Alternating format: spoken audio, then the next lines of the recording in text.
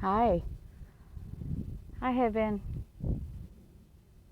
quite stressed for the last several weeks and over things I can't control. And I keep remembering, gotta give this to God, gotta give this to God, you know?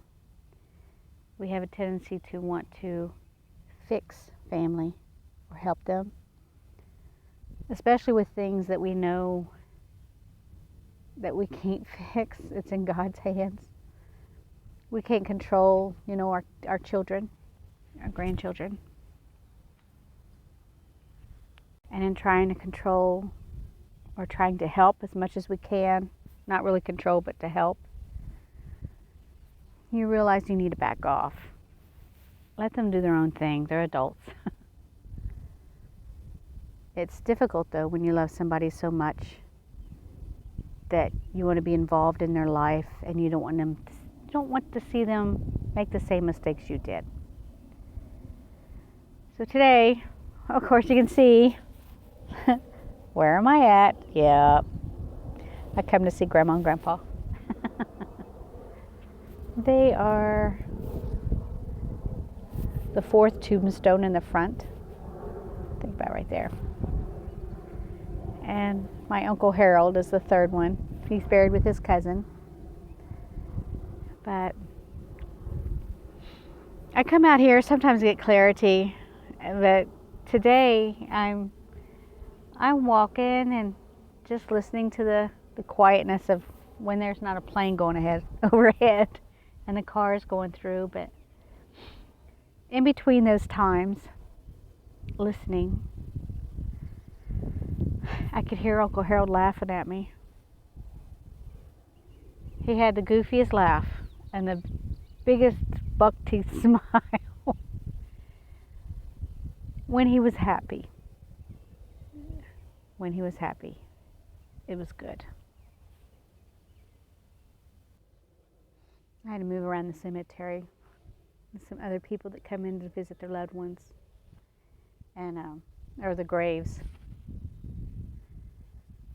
And I'm here, of course, because in one of my videos, I said when I got stuff on my mind or something, I just walk the cemetery. And I look a mess. I got my hair all pulled up and weird. Got some painter clothes on, some jeans. I look awful, but I'm walking the cemetery and I'm getting ready to go to Sheila's.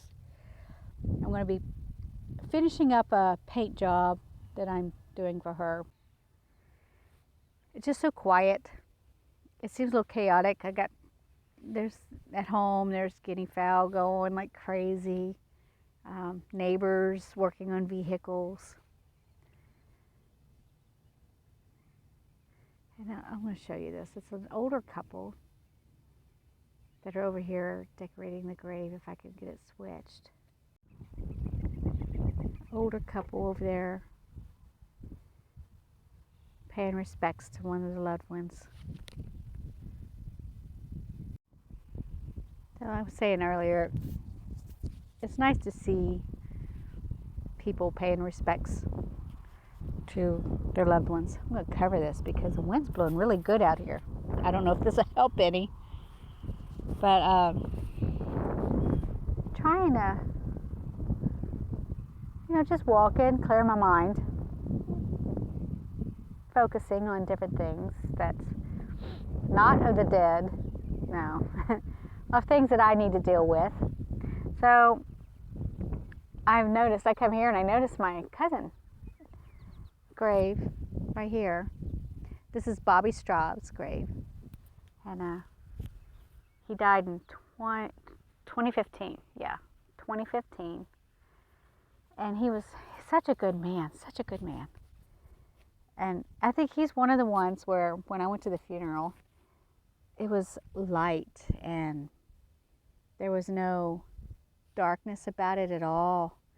It was such a feeling where God's got him, seemed like he had a little bit of smile on his face. He was at complete peace in the way he looked. And just looking at him, you could see that. But spiritually feeling, I could feel that. And it felt good. And other people in my family felt that too. because like I said, a lot of people in my family are like me. A lot of them. I think it's hereditary. And with one of my cousins, Anitra, see, it sounds crazy saying this, but we're double cousins because my mother's brother married my father's niece. So not blood related, or they weren't really related at all in anything, but it made us double cousins. So whoever she's related to, I'm related to. You know, it's her gifts are strong like mine. And there are times that it feels like a hindrance, but then you know God is working through us. And she's the only one that really knew that I could see things, because she was the one when we were children that could see and I could see, and we would sit back and watch the things together, and she would say something to me about it. I said, yeah, I see it. And she's the one I ran away from and decided I would never mention to it again. And I was hoping that she was young enough that she wouldn't remember it, because she was like, I don't know, she was like 5 years old then when that incident happened. And so I figured maybe she would forget, but she didn't. But I never mentioned it to her again. I wouldn't mention it to nobody. I kept my mouth shut. Not until several years ago.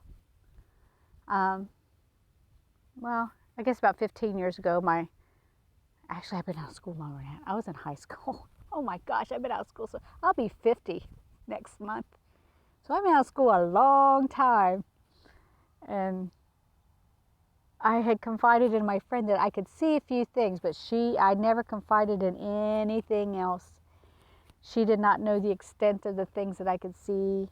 I wouldn't tell anybody, nobody, until this year. Well, see, when I started doing the videos, that now everybody knows, but before that, a lot of people didn't know it. Nobody. My daughter didn't know the extent. My husband didn't know the extent. I just opened up to him about, I don't know, 20 years ago. We've been married 29. About 20 years ago, little bits and pieces here and there, but what I can truly see and everything, I didn't open up to him until about 3 years ago, 4. It's something that was we were struggling with. You know, there were some things that happened 7 years ago that made us move from one place to a different place, because the place was just such oppressive area that I couldn't handle it anymore. We had to get out of there. So coming to the graveyard is calming for me, where most people would be like, you know, like I said, I don't see many people here. Every now and then I see a few, you know, but I'm ignoring them and they're ignoring me. I see them and they don't care whether I'm here or not. You know, they don't know me. There is one cousin that walks around. Mama and I came over and she was looking for her grandfather's grave. And I don't want to say his name because I don't want him to come to me. But she was looking for his grandfather's grave, and he had built his own tombstone. And she was trying to figure out where it was. She wanted to see this tombstone again. You know, she hadn't seen it for many years. And I was watching her walk, and there was this guy, a spiritual guy, a spirit, was following her. And he didn't seem, he was knowing, he knew she was there, he was talking to her. So it wasn't a residual thing. But he was following her around, and he, I don't know how to say this without disrespecting him. He was an older person, but mentally he was like a kid, you know, and he had a speech impediment in a way. And he was following her around, and I told her, I said, Mama, there's a guy following you around, and he's not liking that you're looking for your grandfather's grave. There's a plane flying overhead. And she said, really, who is it, you know? And I said, I don't know. I didn't ask his name. That's one of my faults. I don't ask names. Because if I don't know it, then I don't remember it, and they won't come to me again. I know. I'm bad about that. But I said, I don't know, but he's going around. He said, ain't no need looking for him. Ain't no need. Ain't no need. What you looking for him for? Ain't no need. And he ain't worth it. He ain't worth it. Is all he kept saying. He ain't worth it. And I told Mom that, and she knew immediately who it was, and told me that he couldn't read or write, and that, you know, he had a mental handicap, or, you know, there was different things that was wrong with him. And a lot of people used to cheat him because he couldn't count money and he couldn't read and write, and, you know, the family would have to step in and get his money back because they was cheating him and stuff. And she said, yeah, he didn't like her, Grandpa. And I told her I understood that. He was a very stern man. He did not like any woman not doing what she wasn't supposed to be doing. A woman had her job and she was to do it. And Mom looked at me, because she never talked to me about it. Mom looked at me and she goes, yeah. I said, he was very mean, and I felt in me that he has killed people. And she said that he had, because that at that time there was a war going on around here, and there was some unruly people going around murdering and raping people. It was at that time of that war going on, they were acting like soldiers, but they really weren't. They're like rebels. And he had killed a couple rebels and different things. So I was like, oh, okay. And he says, well, he doesn't feel that you need to look for that grave because you don't need to worry about him. She said she can understand that. But that's how I found out through Mom of how my great grandfather, that's who he was.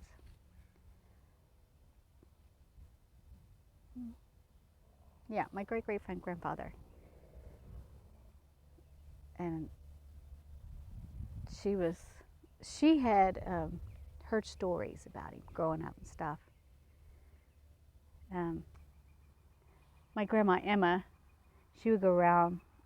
I see her a lot. And I say her name because she's always around. She's around me, she's around Nietzsche, she's around different people. And she was very stern on how you're supposed to clean things and do things.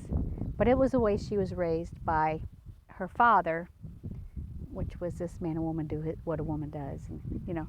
And she had that German accent. So, and I hear her every now and then. I can hear her talking. My grandfather, her son Frank, he had a brother named Fred, and Uncle Fred, see, my grandpa died by the time when I was 4. All my grandparents were dead. So my siblings didn't get to see their grandparents. There was none left. But when I was younger, in my teenage years, and growing up, Uncle Fred was the one. He lived next to the cemetery and told me, girl, don't you go over there, you hear me? And he'd start singing something, and he'd have a German accent come out every now and then when he was singing. And he loved to sing a song about Cheyenne, a sick old pony. You know, Cheyenne, Cheyenne, you sick old pony, I'll take and make you into baloney. And them old fools won't know you're the pony from old Cheyenne. He would sing that all the time. Anyway, I'm rambling today. And I remember that, and I could smell his pipe, his tobacco. He always had that sweet cherry tobacco pipe. And when I smell that, I could feel him, and I hear that song in my mind, I know he's near me. He's popped in to check on me. I loved him so much. He was the last thing I had of one of the elder people. All of them were gone before him, and he lived to be pretty old, in his 80s. So that's old for our family. But I'm going to go paint. That's why I look a mess. I look so awful. But I'm going to go paint and keep Sheila in your prayers. She's having surgery tomorrow, and it's a life-changing surgery for her. And she needs all the prayers she can get for a long time. It's for several years. So if you all see this video, think of her, say a prayer for Sheila for me. I'd appreciate it. And I know she would too. She needs the strength to get through this. Needs the strength. I have other families that had the same surgery that she is having, and they're always needing prayer. So praying for them all. I better go. Stay focused, stay strong, everybody. Know that God loves you, and all we ever have to do is call upon Him, and He'll be there. And with me now, and the struggling with my stress of things, I've got a lot going on. I got to keep my mind focused. Hey, my family shouldn't affect me. I should be giving that to Him. They're old. They're older. They all got their own lives, and it's not up to me to take care of them. It's up to Him for me to pray for them and give that worries to Him, and that's what I'm here focusing on today. So God bless you, and stay strong.